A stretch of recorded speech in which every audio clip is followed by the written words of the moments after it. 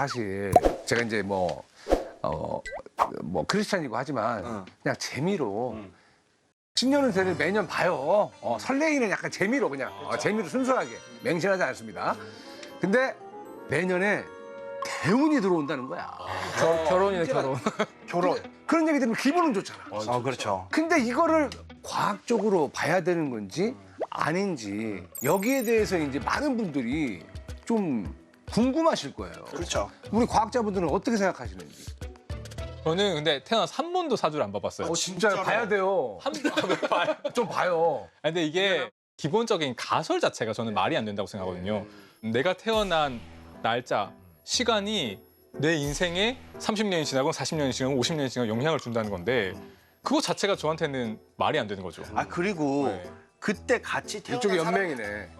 사람들이 얼마나 많을 거야. 근데 그 사람들을 모아놓고 운명을 보면은 그 사람들이 같냐는 거지. 살아온 길도 그렇고. 아니 충분히 이쪽 의견도 일리는 있어요. 철학 쪽에서는 사주를 어떻게 보십니까? 아니 뭐 제가 철학을 대변할 수는 없고 제 생각을 말씀드리면 과학을 우리가 현재 우리에게 익숙한 서양과학, 서양에서 유래해서 사실 우리가 외래과학이 들어온 거잖아요. 그렇죠. 그 이제 주류과학이라고 할 수 있을 텐데 그거를 정의하면 그 정의에 따를 때 사주는 거기 안 맞죠. 그렇죠. 그러니까 뭐냐면 지금 우리는 믿고 있는 게 원자, 분자, 뭐 걔네들의 전자기력, 뭐 중력 그렇죠. 이런 게 기본이라고 생각해요. 존재론이 그렇잖아요. 우주론이 그렇게 돼 있다고요.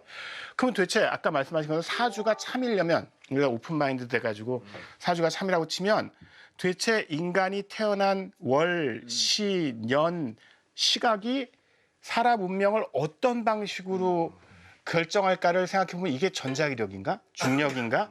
뭐 그 도저히 이게 시나리오 복잡하겠어요. 그러니까 메커니즘이 안 나오는 거예요. 그러니까 이 부분이 중요한데 사실은 사주가 참이 아니다, 틀렸다고 단정 지을 수는 없어요. 맞아요. 그러니까 그런 증거도 없어요. 근데 방법론적으로 주류과학하고 너무 안 맞고 그다음에 사주가 어떻게 맞을 수 있는지를 우리가 파악하기가 굉장히 어려워요. 지금 우리가 가지고 있는 세계관에 입각해 볼 때. 그러니까 그런 의미에서 이제 사주가 비과학적이라고 생각할 수 있는 거죠. 어쨌건 뭐 과학적으로도 증명할 수 있는 방법은 없지만 그렇다고 해서 이거를 또 너무 비난할 수도 없는 거다. 저는 사주가 과학은 아니라고 생각을 해요. 왜 그러냐면 우리가 일반적으로 뭔가 얘기를 했을 때 예를 들어서 뭐 별자리 이런 것들도 되게 많이 보잖아요. 이런 보면은 교수님 같은 경우에는 다음 주에 되게 많은 도전이 있을 거지만 내면적으로는 진취적인 도전을 즐기는 그런 것들이 있어서 신문에서 잘 극복해낼 겁니다. 그런 거 나오잖아요. 오늘의 운세 보면은 내가 예를 들어 내가 닭띠면은 닭띠도 내 얘기 같기도 하고 쥐띠도 내 얘기 같기도 그렇게 하고 하면 다 내 얘기지. 그러니까 그런 거를 반엄 효과라고 그래요. 과학적으로 진짜 심리학적으로 있는 효과예요. 사람 이름이 반엄? 반엄. 저거 내 얘긴데. 그러니까. 라고 하는 그런 거다라고 하는 얘긴데 헤이 beautiful. 사주 있어. 오래된 그 학문이고. 그렇죠. 예, 그리고 어떻게 보면 그 빅데이터의 어떤 시초가 아닌가 이런 생각을 해요. 그러니까 사주 자체를 부정을 하는 건 아니에요. 데이터가 많으니까. 오랫동안 우리 문화의 한 부분으로 자리를 잡은 거잖아요. 근데 그게 과학적인 거냐 아니냐라고 봤을 때 방법론적으로는 저는 과학적이지 않다라고 얘기를 하는 거죠. 혹시 올해 우리 몰래 사주 봤는데 좀 안 좋아서 이러는 거 아니에요? 딱 걸렸어. 황영 씨, 올해 사주가 좀 안 좋아서 올해 사주가 사주를 부정할 사주네. 올해 사주는 약간 좀 안 좋았나 봐. 근데 이게 뭐 하는 사람 다 우리가 아니까. 사주가 과학이냐 아니냐 또 앞서 말했던 여러 가지 이야기하려면 유사과학이 뭔지를 먼저 생각을 해야 그래야 이야기가 진행이 될 것 같아요. 그래서 묻습니다. 유사 과학이라는 게 뭡니까? 이게 유사라는 표현이 사실 우리가 한국말로 쓰다 보니까 혼동하는 분이 많아요. 맞아요. 비슷하다. 이런 단어로 생각하면은 과학이랑 비슷한데 검증만 안 된 건가? 가짜 과학은 또 아니잖아요. 가짜 과학이에요. 아, 그래요? 그러니까 영어로는 되게 명확하게 나와 있어요. 수도라고. 이게 유사품 그거예요. 유사품이 유사품에 중요하세요? 속지 마세요. 이 유사 그거라 가짜 과학이라는 단어로 만들어진 단어인데 가짜 과학이라고 차라리 쉽게 얘기하지 왜? 그 너무 또 직설적이라서 그럴 수도 있고 또 한자로. 사이비과학이라는 용어가 있어요. 그래서 예. 슈더 사이언스를 직역해가지고 사이비과학. 그건 과학이 확실히 아닌 거죠. 짭과학. 좀 이상하네. 어감이 좀 이상하네. 짭과학. 그런데 사이비과학이든 유사과학이든 어떤 문제가 있냐면 그 어떤 특정 시기에 주류 과학과 그렇지 않은 걸 구별하는 건 아주 명확해요. 왜냐하면 이제 학술지도 있고 학술 단체도 있고 교과서가 있으니까 그 교과서에 실린 의견들과 그거에 입각해서 진행되는 연구는 다 주류 과학이에요. 근데 주류 과학이냐 아니냐가 역사적으로 변화해 왔기 때문에 그 유사과학이다 아니다를 갖다가 아주 간단하게 그렇게 얘기하기보다는 훨씬 더 이렇게 과정으로서 그러니까 이게 과학이었다 과학이 아닌 경우도 있고 그러니까 주류과학이었다 주류과학이 아닌 것도 있고 거꾸로도 있고 그다음에 아예 그런 노력조차 안 하기 때문에 그러니까 뭐 실험이라든가 검증이라든가 그런 건 사실은 천년이 지나도 사실은 과학이 될 가능성은 거의 없거든요. 예, 그런 것도 있고 이렇게 좀 이건 자세하게 봐야 될 필요가 있어요. 딱 정의 내릴 수 없는 약간 또 묘한 어떤 그런 부분들이 좀 많이 있다라는 얘기잖아요. 20세기 초까지 아직 우리가 방사성 물질에 대해서 지식이 별로 없었던 상태에서는 방사성 물질의 의료적 기능에 대해서 사람들이 굉장히 기대를 가지고 실제로 많은 과학자들이 집에다가 설치하는 방사성 물질 나오는 아니 농담이 아니에요. 그거 팔았어요. 예, 예. 알아요. 그 사실 지금은 끔찍한 얘기죠. 그거 완전히 그냥 바로 맞고 다 사람들 크게 다칠 수 있는데 그걸 팔았어요 그때. 보세요. 그 미국에 50년대 장난감 중에 우라늄 장난감이 그러니까 있어요. 뭐 아시죠? 물론 처음 들어봤어요, 진짜요? 우라늄 과학 상자 같은 게 있다니까요. 말 나온 김에 옛날에는 참 과학도 틀렸던 게 많아요. 예를 들어서 천동설 이런 거 있잖아요. 지구는 가만히 있는데 얘네들이 돈다. 근데 그것도 어쨌건 과학적으로 틀렸다는 거를 발견했지 않습니까? 천동설 얘기를 해서 그런데 결국에는 그 믿음이 이제 종교적인 거 그다음에 그 당시 사회를 전반적인 지배를 하고 있었던 그 지배력과도 관계가 있었기 때문에 그 틀을 깬다는 거는 너무나 힘든 일이었어요. 어떤 분들은 과학자가 되게 오만하다 아니면 과학이라는 학문이 되게 오만하다라고 얘기를 하는데 저는 그 무엇보다 과학은 아주 겸손한 학문이라고 생각을 해요. 왜냐하면 관측을 하고 또 이론적으로 검증을 하고 그다음에 여러 가지 관측 결과를 통해서 지동설이 맞다라는 것을 받아들일 수 있잖아요. 저는 과학의 힘이 거기에 있다고 봐요. 그 우리가 천동설, 지동설 문제 같은 거를 볼 때 조금 조심해야 될 게 실제로 철저하게 과학적인 태도를 가졌기 때문에 지동설이 받아들여지기 어려웠던 이유도 있어요. 왜 그러냐면 이런 거예요. 보세요. 지구가 만약에 태양 주위를 돈다면 어마무시하게 빠른 속도로 돌아요. 공전 속도가 엄청나거든요. 근데 왜 우리는 그걸 못 느끼냔 말이야. 그럼 현재는 그걸 설명할 수 있어요. 관성의 법칙으로. 하지만 코페르니쿠스는 그 관성운동의 법칙으로 그 역학을 만들어낸 뉴턴보다 200년 앞선 사람이에요. 그러니까 코페르니쿠스는 그걸 설명할 방법이 없었어요. 그러니까 뉴턴 역학이 없으니까 설명 못하는 게 너무 많은 거예요. 이게 이렇게 빨리 도는데 왜 우리는 못 느끼고 사람들은 거기에 대해서 아무 반응이 없고 그다음에 얘네들은 왜 도는지 아는데 설명을 못 하겠네. 이런 거죠. 그렇죠. 그러니까 고민하다가 코페르니쿠스 책 서문에 그렇게 써 있어요. 내가 열심히 노력해서 여기까지는 만들어놨는데 부족한 점이 많다. 후학들이 많은 그 질정을 통해서 좀 더 발전했으면 좋겠다.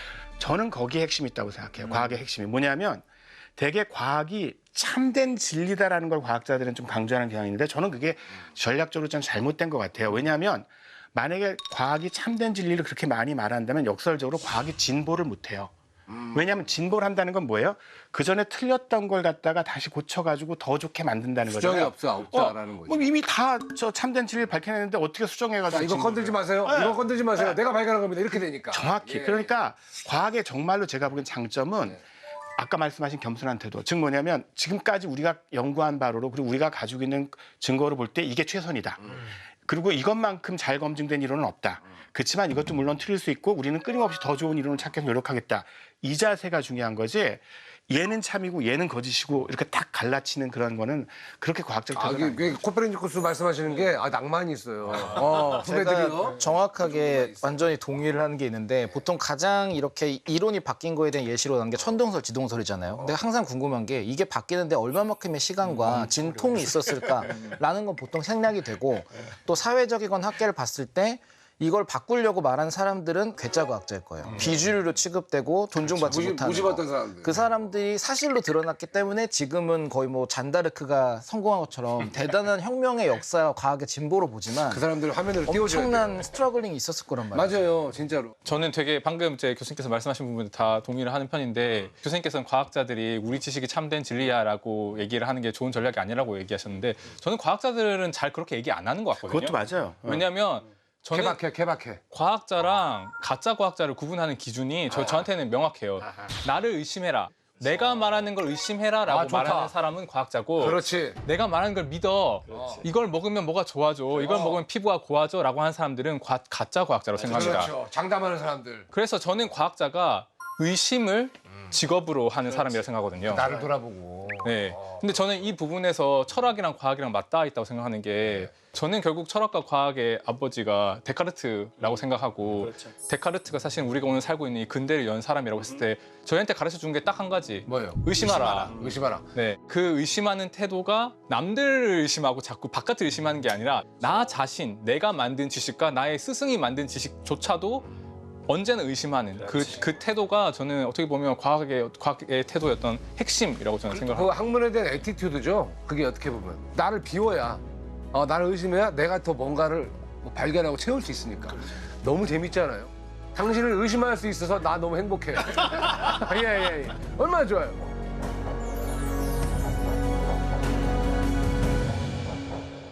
아니 의심해가지고 막 대세가 역전된 그런 사례도 있습니까 혹시 뭐? 되게 친숙한 사례는 그 이제 자연 발생. 예를 들면 우리가 저 초파리 연구하잖아요. 또 초파리 얘기 한 번씩 해줘야죠. 안 나오면 이제 섭섭해. 네. 뭐 음식물 썩으면 거기서 초파리가 생기잖아요. 그렇지. 그러면 음식에서 마치 초파리가 만들어진 것처럼 생각할 수 있죠. 그걸 알려줘요. 진짜 왜 여름에? 아니 나는 분명히 음식을 깔끔하게 다 처리를 하고 네. 쓰레기통을 보는 초파리가 이렇게 날라오거든. 그러니까 이게 무슨 어디 음식 포장지 껍질에서도 초파리가 나오는 건지 네네. 살짝 묻어있는 음식물에 확률 있어요? 옷에 붙어오는 거예요. 어디 나갔을 때. 진짜로? 아니 초파리가 어쨌든 거기에 알을 낳았겠죠. 언젠가. 내 옷에? 그 버려놓은 데 아 들어간 진짜? 그럼 그 쓰레기통에서 초파리가 갑자기 스물스물 확 올라오는 줄 알았지 구더기가. 그게 자연 발생설이에요. 그 전까지 믿었다. 아 그래요? 지금 이게 가설이잖아요, 사실은. 네.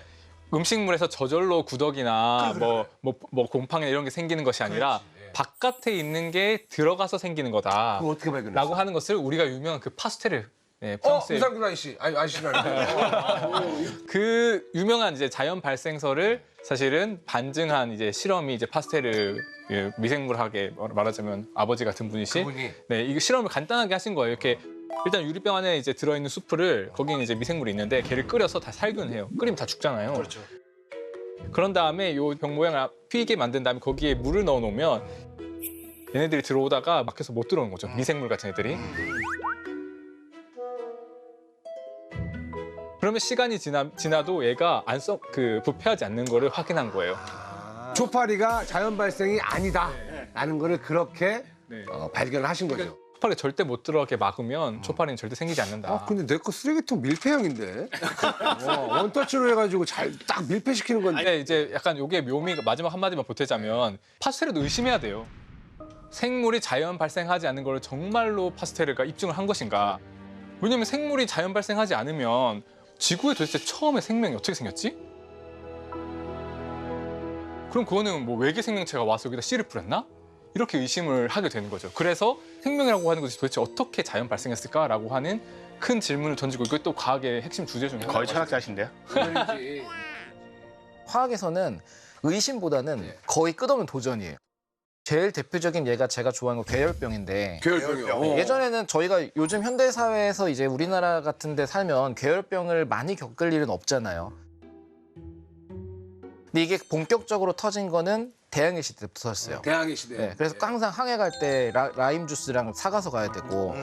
근데 이 괴열병이 대외적으로 봤을 때는 어느 순간 누군가 이건 비타민 C 때문에 일어나는 거다 해서 그때부터 보급을 한 것 같지만 그 사이에 과정이 되게 많아요. 왜냐하면 사람들이 시도했던 것 중에 과일이 이제 새콤한 게 효과가 있으니까 신맛이 나는 게 괴열병에 효과가 있나 봐 해서 비싸잖아요, 과일은. 그래서 황산을 갖고 다녔어요. 배에 황산 싣고 물에 희석해서 황산을? 진짜로?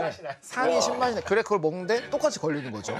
그런 일이. 그다음에 이제 아세트산 했는데 그때는 과일로 식초를 만드니까 이건 또 괜찮은 거야, 또 조금. 그리고 그 과정에 거치고 계속 찾다가 야, 이거 비타민 C네. 야, 너무 참 처절하다. 왜냐면 그리고 내가 느낀 게 뭐냐면 지금 얘기하는 게 우리가 지금 식당에서 보거를 먹기까지 얼마나 많은 사람들이 죽었을까. 저는 보거랑 네. 버섯 먹게 된 선조를 존경해요. 그죠? 진짜 얼마나 많은 일들이 있었을까라는 생각도 들잖아요. 그분들은 우리 직계 조상은 아니에요. 다 돌아가셔가지고. 혹시 이제 약간 그 비과학이나 유사과학 중에 오히려 주류 과학으로 된 사례도 있는지 반대로. 굉장히 재밌는 사례가 있어요. 제 얘기 해주세요. 사실은 이 자기 그러니까 그 우리가 자석에 보면 뭐 철가루가 들러붙고 막 이런 어렸을 때 많이 이 자기 현상은 굉장히 신비롭고 아주 그 초자연적인 현상으로 생각됐어요. 그래서 18세기 때까지 이 초자연적 현상은 자연과학의 그 연구 범위를 벗어나는 걸로 생각됐고 두 가지로 되게 사용되는데 하나는 뭐 예상하시겠지만 이제 고가주 치료하는 거.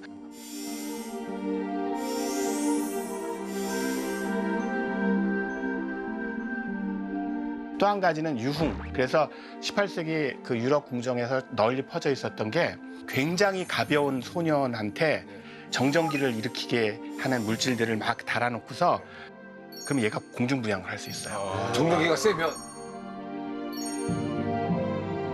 당시에 그 궁궐에서 굉장히 인기 있는 오락거리였어요.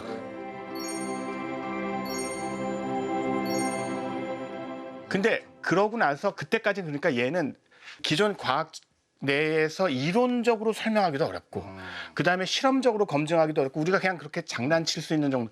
그런데 19세기에 맥스웰이라는 그 굉장히 위대한 물리학자가 결국 자기라는 게 독립된 현상이 아니라 전기 현상이 어떤 그 변화를 일으키면 전기 현상이 변화에 따라서 자기가 생겨난다.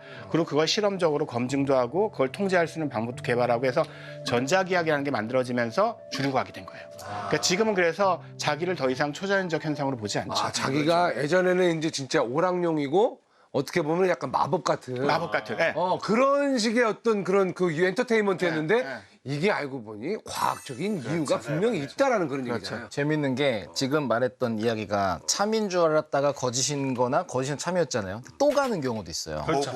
예를 들어서 자기장으로도 치료한다고 하셨는데 효과 없는 줄 알았잖아요. 지금은 우리 MRI 같은 거 찍을 때 쓰는 그 철가루가 있어요. 산화철 입자라고. 얘를 넣고 주변 자기장을 하면 마그네토 서머리라 거기만 열이 나요. 그래서 몸을 안 열고 거기만 태워서 암을 제거하는 거가 실제로 연구가 됩니다. 아, 자기로. 그러면 예전에 저기 어렸을 때 이렇게 부모님들이 붙였던 그 밥 자기방이라고 있어요. 그런 게 있었어요. 그 파스 같은 거 있죠. 자기 자석이 조그맣게 들어가가지고 그래요? 붙이는 게 이런 게 있었어요. 옛날에. 자기방 안다. 알잖아요, 옛날에 어렸을 때.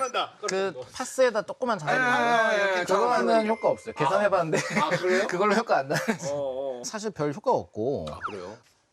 관련해서 아까 그 과학이었다가 유사과학이었다가 과학이 된 재밌는 사례가 뭐냐면 그 라마르크라고 하는 프랑스 예전의 생물학자가 이분이 사실 다윈보다 먼저 진화를 얘기하신 분이거든요. 다윈은 유명한데 라마르크는 별로 안 유명한 이유가 이분은 어떻게 진화를 한다고 믿었냐면 기린의 보통 예시를 많이 듣는데 기린이 목이 길잖아요. 왜 목이 길어졌을까? 그러면 기린이 높이 있는 잎을 따먹으려고 목을 쭉쭉 빼다 보니까 목이 늘어났고 그 자식들도 그 목이 늘어난 기린의 자식이니까 목이 더 늘어났고 고무고무의미를 먹지 않았을까? 그러니까 그런 식으로 이제 고무고무의 노력을 계속 세대를 거듭해서 하다 보니까 고무 기린. 그게 궁금하긴 하죠. 왜냐면 기린 유독 보기 기니까 네. 그죠. 그러니까 말하자면 그 어떤 개체가 획득한 형질이 다음 세대로 전달됐었을 것이다. 그러면 점점 목이 길어졌을 것이다. 그래서 획득 형질의 유전이라고 하는 게 라마르크의 진화론이 되게 중요한 부분이었거든요. 근데 이게 다윈이 나와서 그거 아니야. 목이 긴 기린이 나온 거는 기린의 목 길이가 다양하게 있는데 어떤 집단 내에서 목이 제일 긴 애가 나뭇잎을 제일 잘 따먹으니까 걔네가 선택해서 걔네가 번성하고 그 과정이 계속되면서 점점점 목이 길어졌을 거야 라고 설명한 게 자연선택이거든요. 어떤 게 맞는 말이에요? 용불용설은 유사과학이 되고 자연선택설은 주류과학이 됐죠. 분명히 그러니까 참 이게 라이벌이라는 게 그렇죠. 예. 그런데 라이벌전이야. 최근에 이제 사실은 저희 쪽에서는 난리가 한 1, 20년 동안 났던 게 저희 쪽은 예쁜 꼬마 선충. 코마선충 분양해요? 분양합니다. 꼬마 선충이 핫해라고 된 게 획득 형질이 유전이 된다는 걸 보여준 거예요. 연구를 해보니까 어떻게 그게 되는지 아주 작은 RNA, 이번에 노벨상 받은 그런 그렇죠. RNA와 관련된 애들이 이 실제로 획득 형질의 유전, 예를 들면 엄마가 바이러스에 감염됐어요. 그래서 그 바이러스에 대항할 수 있는 능력이 생겼어요. 근데 그 자식들, 손주들까지도 한 번도 바이러스에 감염된 적이 없는데 그 면역 능력을 유전받는 거. 그런 것들이 검증이 되고 그러니까 라마르크의 과학이 유사과학이라고 생겼는데 이거 진짜 그럼 다윈이 맞고 100% 맞냐고 물어보시잖아요. 딱 맞는 거죠. 100% 맞아? 정말 없어? 정말 획득 형질은 유전되지 않아? 라고 다시 의심을 한 진짜 몇백 년이 지나서 의심을 한 이 과학자들이 또다시 엄청 스포트라이트를 그러면 받는 거죠. 라마르크가 이거 알았으면은 자기도 좀 많이 억울하지 그러니까 그게 않았겠는데. 핵심인데 라마르크가 그렇다고 맞게 되는 건 아니에요. 그렇죠. 라마르크 생각을 이어받되 추가 연구를 통해서 아까 얘기한 RNA 메커니즘을 발견했기 때문에 그게 설명이 되는 거니까 과학은 계속해서 그런 의미에서 진보하는데 핵심은 옛날에 그 한번 이렇게 거부된 이론이나 생각이라고 해서 무조건 언제든지 컴백 가능하다는 거죠, 원칙적으로. 아니 근데 결국에 이 과학으로 인정을 받으려면은 어떤 그 경험적인 증거가 가장 중요한 거구나라는 생각이 듭니다. 맞아요. 경험이 많아야 돼요. 아니 과학자분들은 어떤 방식으로 증거를 찾는지 화학에서 제일 중요한 건 실험이에요. 우리가 실험을 안 하면 화학을 할 의미가 사실 없어요. 왜냐하면 요리랑 비슷해가지고 요리를 글로만 읽고 이 요리의 사진도 본 적도 없고 먹어본 적도 없고 만들어 본 적도 없으면 정말 이것보다 재미없는 게 없죠. 그 맨날 양만 화학하시는 올리는 분들은 맨날 실험실에 가가지고 다 하고 앵앵앵앵 돌리고 항상 실험하잖아요. 아마 모든 분야가 실험을 해요. 물리학도 하고 생명과 다 하는데 저희는 그 빈도나 양이 많기도 하고 위험성이 굉장히 높죠. 저희만 해도 실험실에서 몇 년 전에 화재도 나서 아 진짜 큰일 날 뻔했어요. 천문학. 천문학을 네. 실험보다는 왜냐면 실험이라는 걸 할 수가 없어요. 우주와 같은 조건을 만들 수 있는 것들도 아니고. 별을 없애볼 수도 없고. 그렇지. 그러기에 천문학에서 가장 중요한 거는 관측이에요. 저도 관측 천문학자거든요. 뭐 관측 새로 한 거 있습니까 혹시 뭐? 저도 있었죠. 어떤 CTB10이라고 해가지고. CTB10이고? CTB10이라고 하는 이제 별의 생성 영역이에요. 예. 전파는 밤에만 관측하는 게 아니에요. 낮에도? 낮에도 관측을 하고 아침에도 관측을 해요. 제 인생이 갈려 들어갔던 순간이었습니다. 생물학은요? 그러니까 생물학은 또 천문학과 또 다른 그런 어려움이 있는 것 같아요. 저희는 생물을 다루잖아요. 그렇지. 저기는 안드로메다가 어디 가지 않잖아요. 예. 제가 봤을 때 훨씬 안정적인 세계를 탐구한다는 느낌이 들거든요. 아니라니까. 아니라니까. 그럼 몽딱 움직이고 있는데 뭔 소리야. 그래 어필해. 그러니까 어필해. 저는 예를 들면 이런 거예요. 그 제가 박사학위 때 또 연구했던 게 그 힘든 거 어필해야 돼. 예쁜 꼬마 순충 춤을 연구했거든요. 춤이요? 네. 그 춤을 춰요? 춤춰요, 얘네들이. 이렇게 어떻게? 웨이브 댄스를 추거든요. 아 진짜? 근데 이 웨이브 댄스를 조절하는 유전자를 제가 찾는 연구를 했거든요.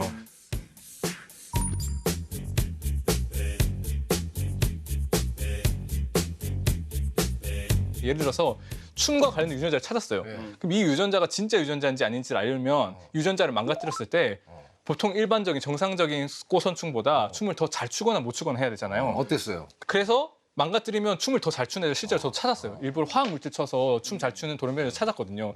근데 얘네들이 생물이라고 하는 건 워낙 주변 환경 같은 걸 영향을 많이 받기 때문에 그날의 뭐 온도가 어땠니, 습도가 어땠니, 뭐 우리가 모르는 뭐 태양 자기장에 영향을 받았을 수도 있는 거고 얘가 실제로 춤을 더 잘 추는 건지 그날 컨디션이 남달리 좋은 환경이었는지 거기까지 못 물어보는 거지. 알 수가 없기 때문에 항상 컨트롤 실험을 해요. 좀 더 일반화시키면 일반적으로 정말로 좋은 과학 논문, 되게 연구가 잘 됐다고 하는 과학 논문은 단순히 X가 Y 때문에 일어난다는 메커니즘만 제시하는 게 아니라 우리가 생각할 수 있는 X가 일어날 수 있는 다른 메커니즘을 다 제거해 주는 거예요. X가 Z 때문에 일어났다고 생각할 수 있지만 우리는 이런 이유 때문에 그게 아니라는 걸 밝혔다. 그래 다 제껴주고 이것까지 제시하면 정말 설득력이 높아지죠. 근데 그거 하기가 굉장히 힘들어요. 그만큼 되게 그 증거를 찾고 실험이라는 게 정말 중요한 것 같은데 자 근데 이제 여러분 저도 참 기대를 많이 했었던 거거든요. 초전도체. 왜 안 나오나 했어. 인터넷 모든 커뮤니티가 난리가 났습니다. 근데 알고 보니 아니었던 걸 수도 있고 조용해집니다. 예, 나중에 또 틀린 걸로 밝혀지기도 하고 이런 일이 왜 발생을 하는 걸까요? 근데 조금 조심히 말해야 되는 게 이게 초전도체는 이제 있는 거고 상온, 상압, 초전도체가 밝혀졌다고 얘기가 나왔는데 아직 확실히 검증이 안 된 상태인 거죠. 그게 이제 밝혀져서 진짜로 저 발견이 되면 세상을 바꾸죠. 세상을 바꾸는 거잖아요. 그건 정말 세상을 바꿔요. 근데 알고 보니 그 정도의 어떤 그런 그 발견은 아니었던 거죠. 그렇죠. 증명이 안 됐어요. 증명이 안 다른 전 세계 여러 팀이 그 만들었던 방법대로 했는데 똑같은 결과가 안 나오니까. 그러니까 그게 재현 가능성이라고 흔히 얘기하는 건데 그게 핵심은 맞아요. 과학이 진보를 하려면 어떤 연구팀에서 했던 말을 액면 그대로 믿으면 안 되고 그래, 의심해보고 맞아요. 그걸 확인해보고 그리고 그다음에 후속 연구를 하는 게 맞는데 여기에 이제 과학 철학적으로 보면 좀 복잡한 문제들이 있어요. 그게 기본은 맞고 그게 과학의 핵심인 건 맞는데 첫째는 뭐냐면 첨단 연구일수록 그쪽 분야에 정말로 아주 제일 앞서가는 프론티어 연구팀일수록 그 사람들이 연구팀 내에서 가지고 있는 그 기량이 실험 기량이 너무 탁월해서 사실은 재현이 안 돼요. 그 밑에 팀들은 기량이 부족해서도 그렇고 장비가 그 정도가 정확도가 안 나와요. 그쪽도 이제 돈이 없어. 장비빨이 엄청나요. 예. 그러니까 장비가 그 정도가 안 되는 그렇죠. 거예요. 그러니까 실제로 어떤 문제가 있냐면 많은 경우에 정말로 탁월한 연구팀이 어떤 결과를 냈는데 내가 후속 연구를 해서 재현을 해봤는데 재현이 안 되면 원래는 그러면 안 되는데 지금 유행을 한참 타야 되니까 저거가 맞다고 치고 후속 연구를 일단 하는 경우가 있어요. 그러니까 이게 물론 나중에는 결국 밝혀져요. 왜냐하면 후속 연구를 하다 보면 어디가 막히고 문제가 생기는데 그 다시 돌아가 보면 나중에 이제 문제가 생겼다는 거가 그리고 이제 그게 더 심각해지면 이제 연구 부정행위까지 가는 길이 있어요. 그래서 흥미로운 점이 뭐냐면 많은 사람들이 연구 부정행위는 직관적으로 생각할 때 좀 실력이 떨어지는 과학자가 맞아요. 연구업적 내기 위해서 막 억지로 그럴 수가 없어요. 왜냐하면 실력이 떨어지는 과학자가 자기 연구업적 올리려고 이렇게 막 발표를 하면 그거는 금방 들통이 나요. 왜냐하면 그 정도 수준은 금방 재현해봐가지고 얘 아니네 딱 제낄 수 있는데 대개는 엄청 잘하는 연구팀 중에서 뭔가 좀 도덕적으로 문제가 있는 애가 사기를 치려고 하면 그러면 그 팀이 했던 게 재현이 안 돼도 다른 연구팀에서는 야 이게 제가 틀려서 재현이 안 되는 건지 아니면 내 실력이 부족해서 재현이 안 되는 건지를 판단하기가 굉장히 힘들어져요. 힘들다.